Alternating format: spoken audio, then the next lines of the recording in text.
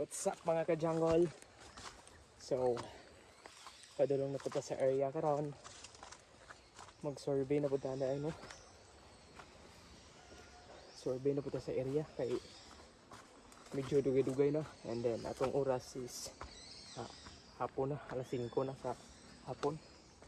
And kintong area karon no. Awan niya tong area. Oh. So, kana mo na tong area. So, dito may matulog sa lasang. So nag-una na ko sila ha kay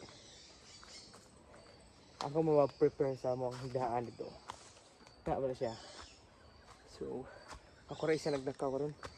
Paspasan ako kay manapa ko sa mga 5 kilometer akong lakuan karon. Pero dali ra na. Kay hanad naman tana. So update na muna ako sa area kung na ako dito. Alright. Come on.